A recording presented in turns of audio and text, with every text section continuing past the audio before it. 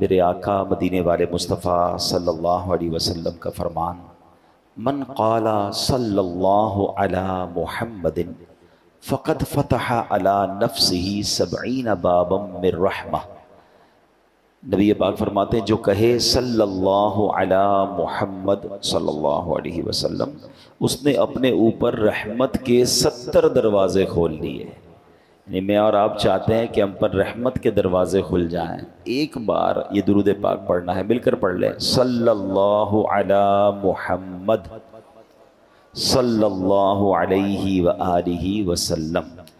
اب آگے نبی پاک فرماتے ہیں وَأُلْقِي مَحَبَّتُهُ فِي قُلُوبِ النَّاسِ فَلَا يَبْغَضُهُ إِلَّا مَنْ فِي قَلْبِهِ نِفَاقٌ۔ ایک تو جیسے یہ درود پاک پڑھیں گے 70 رحمت کے دروازے کھل جاتے ہیں، پھر فرمایا اس کی محبت لوگوں کے دلوں میں ڈال دی جائے گی۔ درود میں پڑھوں نبی پاک پر اور اللہ کی رحمت سے لوگوں کے دلوں میں ہماری محبت ڈال دی جائے گی۔ اور پھر فرمایا اس سے بغض نہ رکھے گا مگر وہ کہ جس کے دل میں نفاق ہوگا۔ یعنی مسلمان صاف دل والے لوگ محبت کرنے لگ جاتے ہیں اس بندے سے جو نبی پاک پر درود پڑھتا ہے، اور خاص طور پہ یہ جو درود پاک کا صیغہ ہے اس کو اپنی روٹین میں شامل رکھیں۔ ایک بار پھر پڑھ لیں، صلی اللہ علی محمد صلی اللہ علیہ وآلہ وسلم۔ انشاءاللہ یہ عادت میں رکھیں تو آپ کو ہر بار درود پڑھنے پر 70 رحمت کے دروازے بھی کھلتے جائیں گے اور لوگوں کے دلوں میں انشاءاللہ محبت ڈال دی جائے گی۔ ایک بار محبت کے ساتھ بآواز بلند درود پاک پڑھ لیں، صلو علی الحبیب صلی اللہ تعالی علی محمد صلی اللہ علیہ وسلم۔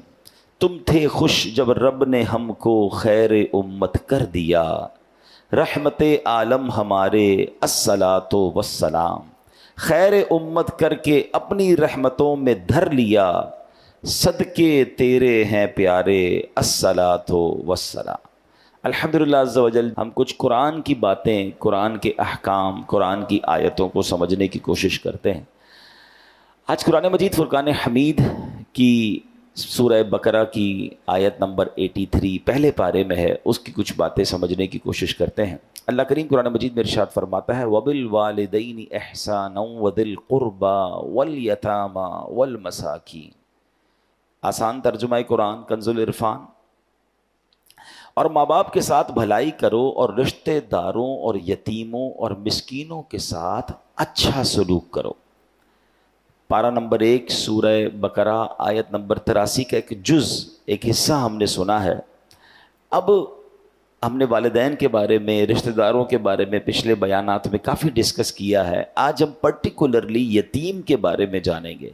یتیم کے بارے میں کچھ مسکنسیپشنز بھی ہیں، وہ بھی کلیئر ہو جائیں گے، اور یتیم کہتے کس کو ہیں، اور پھر یتیم کے ساتھ اچھا سلوک کرنا یہ کتنی بڑی نیکی ہے۔ یاد رہے کہ وہ نابالغ بچہ جس کا والد وفات پا جائے اسے یتیم کہتے ہیں، اور اتنا غریب شخص کے کچھ بھی مال نہ رکھتا ہو، کچھ بھی نہ ہو اس کے پاس، اس کو مسکین کہتے ہیں۔ آیت کریمہ میں حکم کیا دیا گیا کہ سب سے پہلے ماں باپ کا حق ہے، لہٰذا ان کے ساتھ نیکی اور بھلائی کرو۔ پھر ان کے واسطے سے جتنوں کے ساتھ رشتہ بھی قائم ہوا ہے، ماں باپ کی وجہ سے رشتہ کیسے قائم ہوتا ہے؟ بھائی سے، بہن سے، چچا سے، تایا سے، ماموں سے، خالہ سے، ان سب کے ساتھ نیک سلوک کرنا ہے۔ اور آخر میں فرمایا یتیم اور مسکین خواہ تمہارے رشتہ دار ہوں یا نہ ہوں، ان سب کے ساتھ نیکی اور بھلائی سے پیش آنا ہے۔ یہاں میں ایک اور بڑی خوبصورت بات آپ کو بتاؤں کہ وراثت جو ہے نا، یہ پیسوں کی تو ہوتی ہے، مال کی ہوتی ہے۔ نبی پاک علیہ الصلوۃ والسلام نے ایک بہت کمال کی بات ارشاد فرمائی، ان الود یتوارث، فرمایا محبت میں بھی وراثت جاری ہوتی ہے۔ ہاں، اس کو لوگ بھول جاتے ہیں۔ یہ کیا ہے؟ یعنی ماں باپ کی طرف سے جو ہمیں وراثت ملتی ہے نا، صرف جائیداد اور مال و دولت کی صورت میں نہیں ملتی، بلکہ وہ محبت جو ماں باپ کے دل میں ہوتی ہے اس کی بھی وراثت جاری ہوتی ہے۔ ہر وہ شخص جس کے لیے ہمارے ماں باپ کے دل میں محبت تھی، ماں باپ کی عزت احترام، اور ماں باپ ان کے لیے خلوص کے جذبات رکھتے تھے، عزت رکھتے تھے، اس میں بھی وراثت جاری ہوتی ہے۔ ہم پر بھی لازم ہے کہ اس محبت، عزت اور خلوص کے جذبات کو کنٹینیو کریں، ماں باپ کے رشتہ داروں کے حقوق ادا کریں۔ یہاں ہوتا کیا ہے، مثال کے طور پہ ماں باپ کا انتقال ہوا، اب والد صاحب اپنی بہن کے ساتھ، اپنے بھائیوں کے ساتھ، اپنے رشتہ داروں کے ساتھ بڑا اچھا سلوک رکھتے تھے، مگر والد کے انتقال کے بعد اب بیٹا کہتا ہے وہ میرے رشتہ دار تو نہیں ہے نا، خالہ میری، اب میری مطلب پھوپھی میری کیا ہے، تو چچا میرے کیا ہیں، وہ ابو کے رشتہ دار تھے۔ بالکل اسی طرح والد صاحب کچھ غریبوں کی مدد بھی کرتے تھے، یا والد صاحب کے بہت اچھے کچھ دوست تھے، اب جیسے ہی والد کا انتقال ہوا ان سب سے رابطہ ختم۔ اسی طرح والدہ کا جب انتقال ہوا تو خالہ سے رابطہ ختم، ماموں سے رابطہ ختم، ننیال والوں سے لوگ رابطہ ختم کر دیتے ہیں۔ اسی طرح والدہ کی کچھ سہیلیاں ہوتی ہیں، یا والدہ کی کچھ ایسی عورتیں آتی تھی کہ ماں جن کی مدد کرتی تھی، لیکن ہوتا کیا ہے کہ جیسے ہی ماں باپ دنیا سے جاتے ہیں بچے کہتے ہیں ہمارا ان سے کیا تعلق ہے، وہ اچھا ان کو بڑا فیل ہوتا ہے کہ ہمارا بھائی تو کیا گیا، اب سارا معاملہ ہی ختم ہو گیا، ہماری بہن تو کیا گئی، اب سارا معاملہ ختم ہو گیا۔ نہیں، ابھی حدیث کا جز یاد رکھیے کہ محبت میں بھی وراثت جاری ہوتی ہے۔ اچھی اولاد وہ ہے کہ جو ماں باپ کے رشتہ داروں کے ساتھ بھی اچھا سلوک کرے، بلکہ وہ جہاں جہاں نیکی کر رہے تھے اس نیکی کو بھی جاری رکھے۔ اس سے فائدہ پتہ کیا ہوتا ہے، ماں باپ کی روح راضی ہوتی ہے کہ ہمارے بچوں نے ہمارے دوستوں کا اب بھی خیال رکھا، ہمارے رشتہ داروں کا اب بھی خیال رکھا ہے۔ اور دوسرا فائدہ پتہ کیا ہوتا ہے کہ وہ جو لوگ ہوتے ہیں نا جن کے ساتھ آپ اچھا سلوک کرتے ہیں، یعنی اگر کوئی بچہ اپنے چچا کے ساتھ، تایا کے ساتھ، اپنے ددیال والوں کے ساتھ، ماں کے جانے کے بعد ننیال والوں کے ساتھ، یا ماں باپ جہاں نیکی کرتے تھے اس نیکی کو کنٹینیو کرتا ہے، تو وہ سارے لوگ اس مرحوم کو دعا دیتے ہیں کہ دیکھو کیا بیٹا کی تربیت کر کے گئے، کہ بیٹا اپنے باپ کی اس نیکی کو جاری رکھے ہوئے، اپنی ماں کی اس نیکی کو جاری رکھے ہوئے۔ اور علماء نے حقوق والدین میں بھی اس کو لکھا کہ ماں باپ کا یہ حق ہے کہ ان کے انتقال کے بعد ان کے رشتہ داروں کے ساتھ اچھا سلوک کیا جائے۔ تو قرآن کی اس آیت میں ہمیں کیا سمجھایا گیا کہ ہمیں رشتہ دار، والدین کے ساتھ تو اچھا سلوک کرنا ہے، مگر رشتہ داروں کے ساتھ بھی اچھا سلوک کرنا ہے۔ یہ تو بات ہو گئی اس حصے کی۔ اب بات کرتے ہیں یتیم کی۔ اچھا، یتیم کے بارے میں ایک مسکنسیپشن یہ ہے کہ بہت سارے لوگ ملتے ہیں کہتے ہیں میں بھی یتیم ہوں، ہیں، اور بہت بڑی عمر کے ہوتے ہیں یا جوان ہوتے ہیں۔ تو یاد رکھیے یتیم صرف نابالغ ہوتا ہے، جب وہ بالغ ہو جائے گا نا اب وہ یتیم نہیں رہا، ورنہ تو شاید یہاں بہت سارے یتیم بیٹھے ہیں، میرے والدین بھی چلے گئے ہیں، تو بھائی اب جس عمر میں یتیم نہیں ہوتا کوئی، اللہ پاک سب کے مرحومین کی مغفرت فرمائے، مگر یتیم کی جو تعریف ہے نا وہ تعریف یہ ہے کہ جب وہ نابالغ ہے اور اس کے والد کا انتقال ہو گیا ہے تو وہ یتیم ہے۔ تو یہ بات بھی آپ کے ذہن میں رہے۔ اب یتیم اور مسکین کی مدد کرنے والا یہ اتنی بڑی نیکی ہے اور اتنا بڑا ثواب ہے، سبحان اللہ۔ نبی پاک علیہ الصلوۃ والسلام فرماتے الساعی علی الارملۃ والمسکین کالمجاہدی فی سبیل اللہ او کالذی یصوم النہار ویقوم اللیل۔ آقا علیہ الصلوۃ والسلام فرماتے ہیں، بخاری کی حدیث ہے، کہ یتیم بچوں اور مسکین کے لیے دوڑ دھوپ کرنے والا، مثلا ان کی مدد کی کوشش کرنے والا، راہ خدا میں لڑنے والا، یا دن کو روزہ رکھنے اور رات بھر عبادت کرنے والے کی طرح ہے۔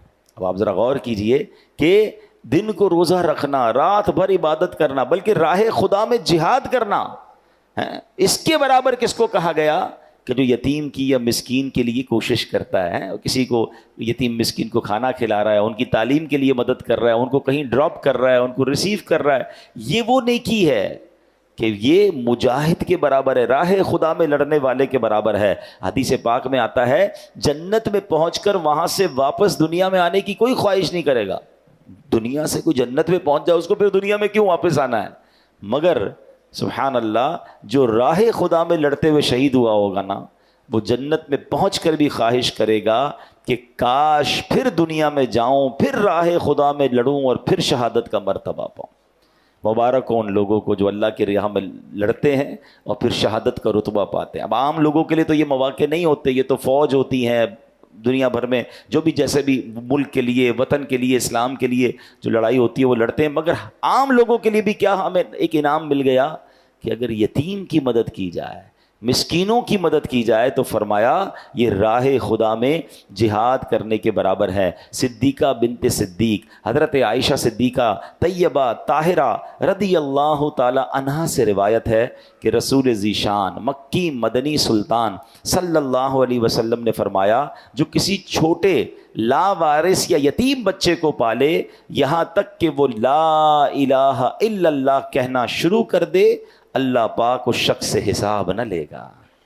تو مبارک انہیں جو اس طرح لاوارث اور مسکین بچوں کی کفالت کرتے ہیں اور اس حد تک انہیں پالتے ہیں کہ وہ مدرسے چلے جائیں، وہ دین سیکھ جائیں، وہ اللہ رسول کا نام لینے والے بن جائیں، پیروں پہ کھڑے ہو جائیں، تو پھر انشاءاللہ یہ اس کے لیے مغفرت کا سبب بن جاتا ہے۔ ایک اور جگہ نبی پاک علیہ الصلوۃ والسلام فرماتے ہیں اللہ اکبر انا وکافل الیتیم فی الجنت کہاتین، آقا فرماتے ہیں میں اور یتیم کی کفالت کرنے والا جنت میں یوں ہوں گے، اور یہ کہہ کر نبی پاک نے شہادت کی انگلی اور اپنی بیچ والی انگلی کو ملایا، فرمایا ایسے جنت میں ساتھ ہوں گے جیسے میں اور وہ جو یتیم کی کفالت کرنے والا ہے۔ ایک جگہ فرمایا خیر بیت فی المسلمین بیت فیہ یتیم یحسن الیہ، یعنی مسلمان گھروں میں سب سے بہترین گھر وہ ہے جس میں یتیم ہو اور اس کے ساتھ نیک سلوک کیا جاتا ہو۔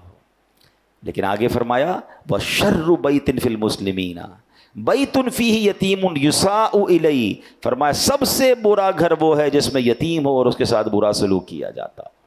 یہاں یہ بھی مسئلہ ہے رشتہ داروں میں کوئی بچہ یتیم ہو گیا، اب یتیم کو تو رکھا مگر اس کو واقعی یتیموں والا سلوک ہی اس کے ساتھ ہوتا ہے، اور جناب بعض اوقات تو اس کے یتیم کے مال پر قبضہ کر لیا جاتا ہے کیونکہ ماں باپ نے مال چھوڑا ہے، بچہ یتیم رہ گیا، رشتہ دار کہتے ہیں ہم سنبھالیں گے جناب، اس کی کفالت بھی کریں گے اور اس کا مال بھی سنبھالیں گے، مگر ایسا بھی ہوتا ہے کہ جناب یتیموں کا مال کھا لیا جاتا ہے، وہ بڑے ہوتے ہیں تو انہیں کوئی دینے کے لیے تیار نہیں ہوتا۔ یہ بہت سخت گناہ ہے، اس کی زبردست وعید آئی ہے، یعنی ایک طرف یتیم کے ساتھ اچھے سلوک کرنے والے کو تو جنت کی بشارت، مگر یتیم کا جس نے مال کھایا، یتیم کو تکلیف پہنچائی، یہ بہت خطرناک کام ہے، یاد رکھیے۔ پھر نبی پاک فرماتے ہیں انا وکافل الیتیم فی الجنت کہاتین، یعنی میں اور یتیم کی کفالت کرنے والا جنت میں یوں ہوں گے، اور پھر نبی پاک نے اپنی دونوں انگلیاں ملا کر بتایا جنت میں آقا کا پڑوس چاہیے تو سمجھ لیں کہ پھر یتیموں کے ساتھ بڑا اچھا سلوک کرنا ہے۔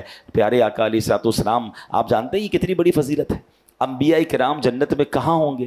وہ درجہ جسے جنت عدن کہا جاتا ہے، اور ہمارے آقا اور دیگر انبیاء علیہ الصلوۃ والسلام اسی درجے میں جلوہ فرما ہوں گے۔ جنت میں آقا کا پڑوس ملنے کا مطلب یہ ہے کہ جس شخص کو یہ سعادت ملے گی وہ بھی جنت میں اسی درجے میں پہنچ جائے گا۔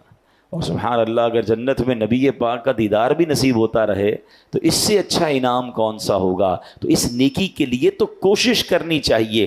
آگے جا کے بتاؤں گا کہ ہم کیسے یہ نیکی کما سکتے ہیں، یہ کیسے پاسبل ہے۔ ہر بندہ تو اپنے گھر میں یتیم کو نہیں پال سکتا۔ اچھا، یتیم کو پالنے کے کچھ کمپلیکیشنز بھی ہیں، کچھ شرعی معاملات بھی ہیں، وہ بھی انشاءاللہ آپ کو عرض کرتا ہوں، کیونکہ کچھ لوگ شوق میں ذوق میں اپنے گھر میں ایک یتیم بچہ تو لے آتے ہیں لیکن پھر اس کے شرعی معاملات پر ڈسکس نہیں کرتے یا معلومات نہیں لیتے، جس کی وجہ سے پرابلم ہو جاتی ہے۔ تو آئیے انشاءاللہ اب کچھ اور باتیں میں آپ کو عرض کر دیتا ہوں کہ یتیم کو جو گود لیتے ہیں اس میں کچھ احتیاطیں ہیں۔ پہلے یہ سمجھ لیجئے کہ یتیم کو اپنی ولدیت نہ دیجیے، مثلا فارم میں، شناختی کارڈ میں، اسکول وغیرہ کے ڈاکیومنٹس میں اس کے والد کی جگہ لوگ اپنا نام لکھوا لیتے ہیں، ایسا کرنا شرعاً جائز نہیں ہے، یہ یاد رکھیے گا۔ جو اس کا والد ہے اسی کا نام ہونا چاہیے، آپ اپنا نام ڈاکیومنٹس میں نہیں دے سکتے۔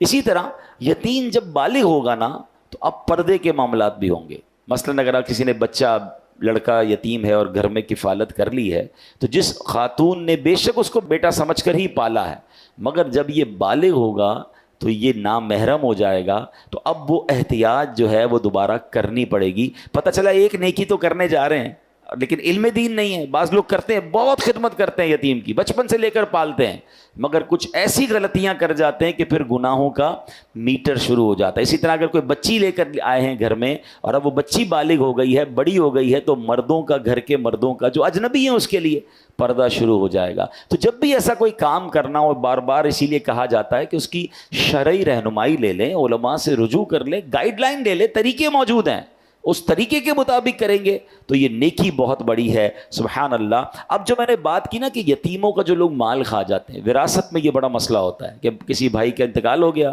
اب اس کے چھوٹے بچے ہیں اور جناب اب بھائی کا حصہ بھی ہے، تو اب کہا کہ ٹھیک ہے بچوں کو ہم پال لیں گے اور جب بڑے ہوں گے تو جناب ان کا جو وراثت میں حصہ ہے وہ بھی دے دیں گے.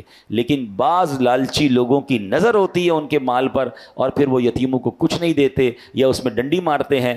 یاد رکھیے قرآن مجید فرقان حمید ارشاد فرماتا ہے ان الذین یأکلون اموال الیتامی ظلما انما یأکلون فی بطونہم نارا وسیصلون سعیرا. بے شک وہ لوگ جو ظلم کرتے ہوئے یتیموں کا مال کھاتے ہیں وہ اپنے پیٹ میں بالکل آگ بھرتے ہیں اور ان قریب یہ لوگ بھڑکتی ہوئی آگ میں جائیں گے. یہ تھوڑے پیسے، یہ تھوڑی زیادتی، یہ جہنم کا سامان ہے. یتیم کا مال ناحق کھانا کبیرہ گناہ اور سخت حرام ہے. قرآن پاک میں نہایت شدت کے ساتھ اس کے حرام ہونے کا بیان کیا گیا ہے. یتیم کا مال کھانے کا یہ مطلب نہیں کہ آدمی باقاعدہ کسی بری نیت سے کھائے تو ہی حرام ہے، بلکہ آدمی کو اس کی خبر بھی نہیں ہوتی کہ وہ حرام کھا رہا ہے، حالانکہ وہ یتیموں کا مال کھانے کے حرام فعل میں ملوث ہو جاتا ہے. اس میں بھی وہی پرابلم ہے، وہ سمجھ رہا ہے میں ٹھیک تو کر رہا ہوں. یہ اتنا باریک معاملہ ہے. وہی علم دین کے بغیر کام کرنا جو ہے نا اس میں بہت ساری قباحتیں ہیں. اب میں آپ کو اس کی چھوٹی سی ایک باریکی بتاتا ہوں. مثال کے طور پہ کسی کا انتقال ہو گیا اور اس کے بالغ بچے بھی ہیں، یتیم بچے بھی ہیں، تو اب اس کا ورثہ تو سب کو تقسیم ہوگا نا. اور اب اس کے انتقال کے بعد گھر والے کہتے ہیں کہ جناب ابو جان کے لیے ایصال ثواب کے لیے کوئی تیجے کا یا 40ویں کا پروگرام رکھ لیتے ہیں، قرآن خوانی رکھتے ہیں اور لنگر بھی رکھتے ہیں اور سب کو کھلاتے ہیں، ابو کو ثواب ملے گا. کام بہت اچھا ہے، لیکن اگر یہ کام اس مرحوم کی بچی ہوئی رقم میں سے کیا جا رہا ہے، اس کے ترکے کے مال میں سے کیا جا رہا ہے، تو یہ غلط ہو جائے گا. کیونکہ یتیم بچہ جو ہے اس کا بھی اس میں حق ہے، اور یتیم جب تک بالغ نہیں ہوتا اپنے پیسوں کا کسی کو اجازت نہیں دے سکتا. تو اب پرابلم یہ ہو گیا کہ مرحوم کا پیسہ بھی اگر یتیم کی طرف چلا گیا تو اب اس کی اجازت کے بغیر، اور وہ اجازت بالغ ہونے سے پہلے دے نہیں سکتا، تو مرحوم کے ایصال ثواب کے لیے بھی خرچ نہیں ہو سکے گا. اب اس سے اندازہ کر لیں کہ اتنی باریکی، اور لوگ جناب یتیم کے مال کو کہیں انویسٹ کر رہے ہوتے ہیں، کہیں لگا رہے ہوتے ہیں، کوئی شرعی رہنمائی ہوتی نہیں، خرچ کر رہے ہوتے ہیں، لیکن کیا معلوم یہ حرام ہو رہا ہو. کچھ چیزوں کی اجازت ضرور ہے، مگر اس کے لیے علماء سے رابطہ کیجئے. اگر آپ کسی یتیم کی کفالت کر رہے ہیں یا اس یتیم کا سرمایہ آپ کے پاس آ گیا ہے، اس کی وراثت کا حساب کتاب آپ کے پاس آیا ہے، تو اب آپ الرٹ ہو جائیے کہ 1 روپیہ بھی غلط نہیں کرنا ہے. کہیں قرآن میں جو فرمایا کہ وہ بھڑکتی ہوئی آگ میں جائیں گے، ان بدنصیبوں میں میں شامل نہ ہو جاؤں. تفسیر قرآن نور العرفان میں کیا ہے، جب میت کے یتیم وارث ہوں تو مال مشترک میں اس کی فاتحہ تیجا وغیرہ حرام ہے کہ اس میں یتیم کا حق شامل ہے، بلکہ پہلے تقسیم کرو پھر کوئی بالغ وارث اپنے حصے سے یہ سارے کام کرے، ورنہ جو بھی کھائے گا دوزخ کی آگ کھائے گا، قیامت میں اس کے منہ سے دھواں نکلے گا. حدیث پاک میں آتا ہے یتیم کا مال ظلمن کھانے والے قیامت میں اس طرح اٹھیں گے کہ ان کے منہ، کان اور ناک سے بلکہ ان کی قبروں سے دھواں اٹھتا ہوگا، جس سے وہ پہچانے جائیں گے کہ یہ یتیموں کا مال کھانے والے. یتیم کا اگر خاندان میں، ہماری فیملی میں کوئی یتیم ہے نا اور اس کا مال کسی طرح آپ کو پتہ چل گیا کہ یہ ہم نے ٹیک کیئر کرنا ہے، بی اویئر، علماء سے رابطہ کریں، 1 روپے کا پراپر حساب رکھیں. نیکی بڑی ہے مگر یہاں زیادتیاں ہو رہی ہیں. آپ کے سامنے بھی ہوگا ایسے واقعات، بہنوں کا حق نہیں دیتے ورثے میں اور یتیم کا مال کھا جاتے ہیں. یتیم کو بیچارے کو پتہ بھی تو نہیں ہوتا نا کہ میرے پاس کتنے پیسے ہیں، وہ تو چھوٹا تھا، اس کے والد صاحب چلے گئے، اب رشتہ داروں کی نظریں ہوتی ہیں کہ جناب اس کا ہم سنبھالیں گے اور اس کا مال بھی ہم ہتھیا لیں گے. یہ مال نہیں لے رہے آپ، یہ جہنم کی آگ لے رہے ہیں. اس یتیم کی کفالت کر کے جنت آپ حاصل کر سکتے ہیں. پیارے آقا علیہ الصلوۃ والسلام کی حیات طیبہ کا بڑا شاندار واقعہ. مکہ مکرمہ میں ایک یتیم بچہ تھا، اس کی امت کے فرعون، یعنی اس امت کا جو فرعون تھا وہ کون تھا؟ ابو جہل تھا. اس ابو جہل نے اس یتیم بچے کی پرورش اپنے ذمے لے لی، سارا مال بھی جو اس بچے کو وراثت میں ملا تھا وہ بھی اپنے قبضے میں کر لیا.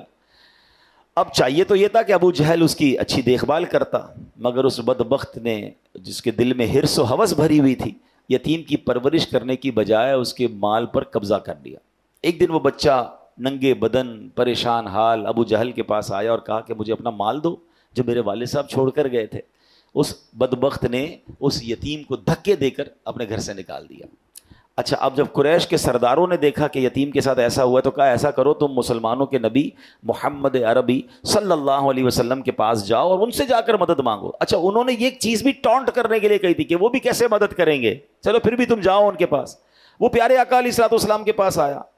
اب نبی پاک سبحان اللہ وہ تو سب کے مددگار ہیں, غم و رنج و علم اور سب بلاؤں کا مداوا ہو, اگر وہ گیسوؤں والا میرا دلدار ہو جائے, اشارہ پائے تو ڈوبا ہوا سورج برآمد ہو, اٹھے انگلی تو مہ دو بلکہ دو دو چار ہو جائے. تو وہ یتیم گئے جب ان کے پاس تو نبی پاک علیہ الصلوۃ والسلام نے کیا کیا, پیارے آقا نے اس بچے کو ساتھ لیا اور ابو جہل کے پاس آ گئے اور آپ نے فرمایا کہ اے ابو جہل, نبی پاک علیہ الصلوۃ والسلام نے فرمایا کہ اس یتیم کا مال دو. اب سارے سردار سمجھے کہ ابو جہل نے تو آج خوب بدتمیزی کرنی ہے, ان کو کیسے ان کی بات ماننی ہے. مگر جیسے ہی نبی پاک اس کے جو بھی جگہ تھی وہاں تشریف لائے تو مرحبا کہہ کر اس نے استقبال کیا اور فوراً یتیم کا سارا مال نکال کر دے دیا. تو قریش کے لوگ حیران ہو گئے, ابو جہل تم تو ان کے سب سے بڑے مخالف ہو, ان کے بارے میں اتنی باتیں کرتے ہو, ان کے دین کو ٹھکراتے ہو, آج آتے ہی ان کو سارا مال دے دیا. آج تو موقع تھا معاذ اللہ ان کے سامنے تم نے مقابلہ کرنے کا. تو ابو جہل کہتا ہے کہ جب وہ آئے تو خدا کی قسم میں نے دیکھا کہ محمد عربی صلی اللہ تعالیٰ علیہ وسلم کے دائیں اور بائیں ایک نیزہ دیکھا میں نے, مجھے ڈر لگا کہ ان کی بات نہیں مانوں گا تو وہ نیزہ مجھے پھاڑ ڈالے گا. یہ معجزہ رسول اللہ صلی اللہ علیہ وسلم ہے کہ اس کو عذاب الہی نظر آنے لگ گیا تھا, وہ ڈر گیا اور نبی پاک کی ایک ایسی ہیبت اس کے دل پر طاری ہوئی کہ اس نے یتیم کو جو ہے وہ مال لوٹا دیا. تو اے میرے پیارے اسلامی بھائیوں, یہ بہت بڑی نیکی ہے. ہم سب کو اپنے مال میں کچھ نہ کچھ حصہ, تھوڑا بہت بھی پارٹ جو ہے وہ یتیموں کے لیے رکھنا چاہیے. یعنی وہ بندہ کہتا ہے نا یار الگ الگ جگہوں پر انویسٹمنٹ ہونی چاہیے, الگ الگ کاروبار ہونے چاہیے. Do not put your all eggs in one basket. انگریزی کا مقولہ کیا ہے کہ سارے انڈے ایک باسکٹ میں مت ڈالو, وہی باسکٹ گر گئی تو سارے ہی انڈے ٹوٹ جائیں گے. تو کاروبار میں بھی لوگ مختلف جگہوں پر کام کرتے ہیں کہ ایک کاروبار میں مندہ ہو تو کہیں اور سے پیسے آ جائیں, تھوڑی بہت ہی انویسٹمنٹ لوگ کر رہے ہوتے ہیں. یہ دنیا کے لیے تو دماغ چلتا ہے, اللہ کرے میرا نیکیوں کے لیے بھی ایسا ذہن بن جائے کہ تھوڑے پیسے میں کبھی مسجد میں لگا دوں, تھوڑے پیسے کسی مدرسے میں دوں تاکہ قرآن پڑھنے والوں کا ثواب بھی ملے. اچھا جناب میں کسی غریب کی مدد کر دوں, وہ اپنے بچوں کو کھلائے, اس کا مجھے ثواب ملے. کسی کو قرضہ دوں تو قرضے کا ثواب بھی مجھے ملے. اچھا جناب اب اور کون سی نیکی ہے, تو کسی یتیم کی کفالت کر لوں تاکہ یتیموں کے گھر میں بھی ہونے والی نیکی کا ثواب مجھے ملے. اگر ہم سوچتے جائیں اللہ نے جس کو نوازا ہے تھوڑا پانی کے صدقے کا کام کر دوں کہ جب تک کنواں چلتا رہے گا, جب تک پانی لوگ پیتے رہیں گے, ادھر سے مجھے ثواب مل جائے. تو یہ جتنی نیکیاں ہیں صدقہ, کبھی درخت لگا دوں تو درخت لگتے رہیں گے, اس کا مجھے ثواب, سایہ ملتا رہے گا مجھے اس کا ثواب ملے. اگر جس کا یہ ذہن بن جائے نا کہ جناب مجھے, اور پھر ماشاءاللہ اگر دعوت اسلامی کے ساتھ آپ کنٹریبیوٹ کرتے ہیں اور آپ یہ سوچیں کہ دعوت اسلامی تو پوری دنیا میں نیکی کے کام کر رہی ہے, تو جس طرح لوگ کہتے ہیں نا یار دنیا بھر میں فیکٹریاں ہونی چاہیے, ایکسپورٹ امپورٹ کا کام ہونا چاہیے, پاکستان کے ساتھ ساتھ دنیا کے کئی ملکوں سے مال آنا چاہیے. اللہ کرے یہ ذہن بن جائے کہ میرا ثواب بھی دنیا بھر میں پھیل جائے. جب پتہ چلے کہ دعوت اسلامی برطانیہ میں, افریقہ میں, یہ جناب دنیا کے کئی ملکوں میں کام کر رہی ہے, تو آپ بھی رابطہ کر سکتے ہیں کہ جناب اس میں بھی تھوڑا میرا حصہ ملائیں. اب جیسے آج کل غزہ کے مسلمانوں کی مدد ہو رہی ہے, فلسطین کے مسلمانوں کی مدد ہو رہی ہے, وہاں کتنی بڑی تعداد میں یتیم بچے ہو گئے ہیں. الحمدللہ ہم کوشش کر رہے ہیں کہ کسی طرح میں ایکسس ملے تو ہم غزہ کے اندر بھی انشاءاللہ یتیم خانہ بنائیں. مگر کہنے کا مقصد یہ ہے کہ ہمیں خاص طور پر آج جو میں نے بیان کیا ہے کہ یتیموں کی کفالت, سب سے پہلے تو یہ سوچ لیجئے کہ اگر آپ کی فیملی میں, آپ کے رشتہ داروں میں کوئی یتیم ہے, اس سے اچھا سلوک کرنا ہے, اس کا حق نہیں دبانا ہے, بلکہ اس کا حق دلانے میں اپنا اگر آپ کردار ادا کر سکتے ہیں تو کردار ادا کیجئے. پہلی آپ نے سبحان اللہ حدیث بھی سنی تھی, قرآن پاک کی آیت بھی سنی کہ وہ راہ خدا میں جہاد کرنے والے کے برابر ہے جو کسی یتیم کے لیے مدد کرنے کی کوشش کرتا ہے. تو آپ یہ کام کیجئے. دوسرے نمبر پر آپ یہ کیجئے کہ یتیم کی کفالت اپنے ذمے لے لیجئے. اپنے گھر میں اگر یتیم پالنا ہے بڑی اچھی نیکی ہے, مگر اس کے شرعی کانسیکوینسز, شرعی تقاضے پورے کرنے ہوں گے. اور اگر آپ اپنے گھر میں نہیں پال سکتے تو آس پاس رشتہ داروں میں, پڑوسیوں میں, محلے میں کئی یتیم بیوائیں ہوتی ہیں جن کے بچے ہوتے ہیں, بچے یتیم ہوتے ہیں, تو آپ ان کی کوئی ماہانہ مدد شروع کر دیں. تو یہ آپ سمجھ لیں یتیم کی کفالت کرنا آپ نے شروع کر دیا, یہ بڑی نیکی ہے. حدیث پاک میں آتا ہے جو یتیم کو کھانے پینے میں ساتھ ملائے اللہ پاک ضرور اس کے لیے جنت واجب فرما دیتا ہے. تو مہینے میں ایک دعوت کر لیں کہ آپ کو لگتا ہے یار فلاں رشتہ دار ہیں یا فلاں پڑوسی ہیں یا فلاں کوئی غریب خاندان ہے, یتیم بچے ہیں, ان بچوں کو مہینے میں ایک دن بلایا, جیسا اپنے بچوں کو کھلایا ایسا ان کو بھی ساتھ بٹھا کر کھلا دیا, اس نیت سے کہ انشاءاللہ جنت کی دعوت ملے گی. تو بات وہی ہے کہ نیکی کمانے کا سلیقہ ہو جائے. اب ایک اور بات یاد رکھیے گا, یتیم کے سر پر ہاتھ پھیرنا, یعنی یتیم کی خدمت کرنا تو اور بات ہے, سر پر ہاتھ پھیرنے کی سبحان اللہ فضیلت یہ ہے کہ نبی پاک نے فرمایا جس نے پیار سے یتیم کے سر پر ہاتھ رکھا, وہ بال جن پر اس کا ہاتھ گزرا, ہر بال کے بدلے میں اس کے لیے ایک نیکی لکھی جائے گی, ہر بال کے بدلے میں گناہ مٹایا جائے گا, ہر بال کے بدلے میں ایک درجہ بلند کیا جائے گا.